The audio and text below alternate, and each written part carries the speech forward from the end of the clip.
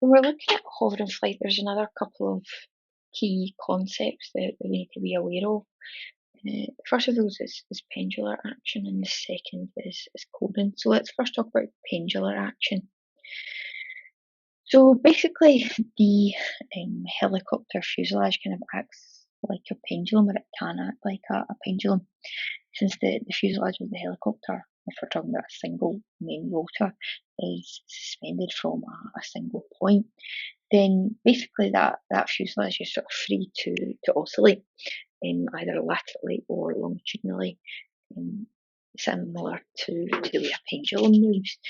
Now, that pendular action will depend on the type of rotor system that you have. So whether it's a rigid or a semi-rigid or a fully articulated rotor system.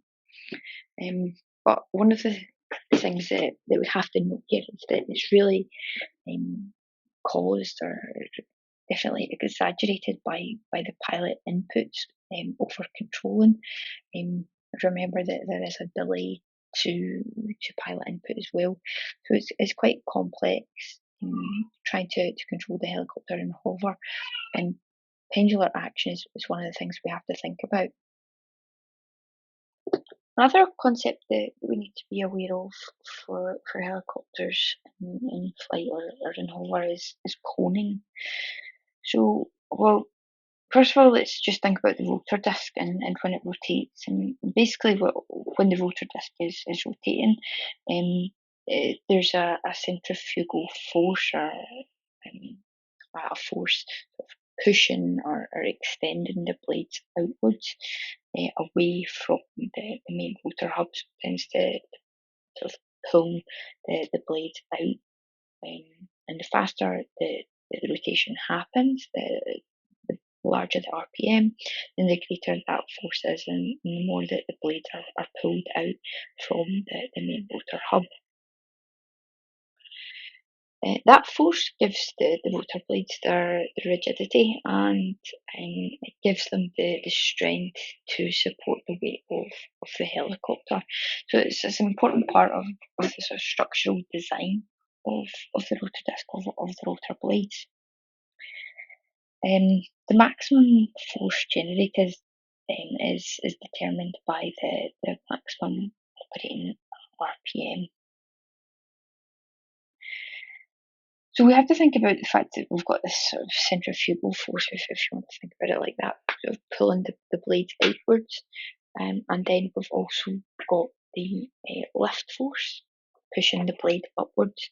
So we end up with the lift and the centrifugal force both acting on the blades, and there we end up with a resultant force on the blades.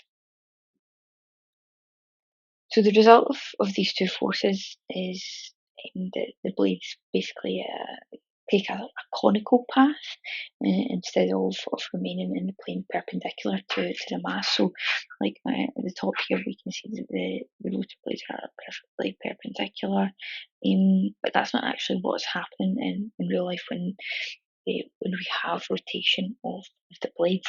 We're actually getting a sort of conical path of the blades.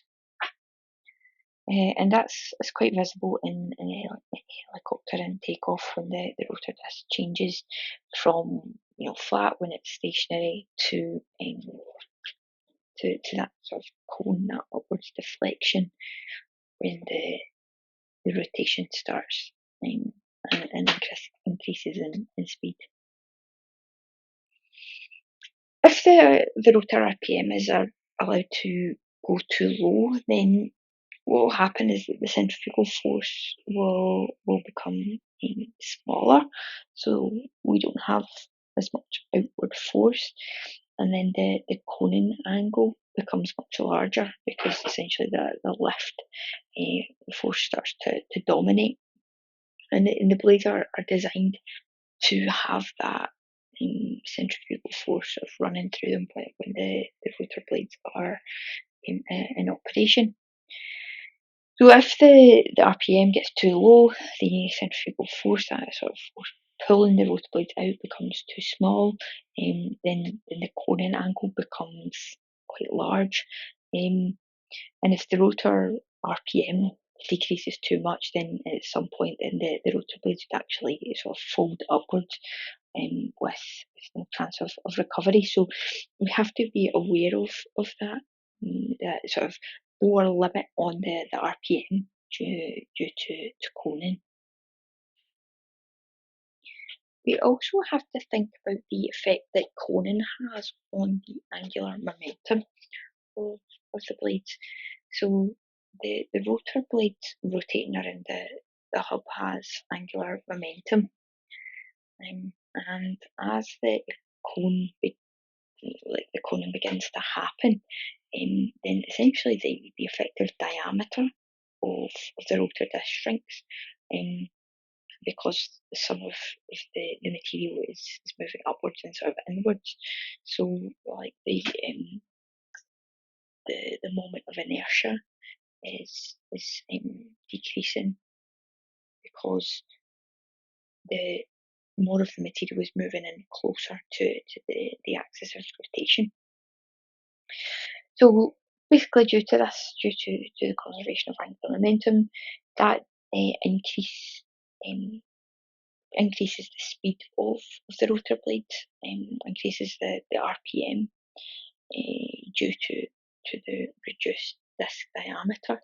So that's something as well that the pilot has to be aware of, and that results in an increase in lift, as well. So we have this increase in RPM that comes from coning itself, and I mean it's fairly slight compared to the overall RPM, the overall RPM being generated at sort of reasonable speeds, but it does cause a slight increase in lift, and that's something that the pilot needs to be aware of in terms of the control inputs. Now that slight increase in the blade RPM does generate slightly more lift, but it's also somewhat negated by the fact that we've got a slightly smaller disc area, so the lifting area effectively shrinks slightly, as the blades cone upwards. So that's something to be aware of as well. So you can see there's a lot of different effects coming into play here, that we have to consider, and that the pilot needs to be aware of when controlling the helicopter.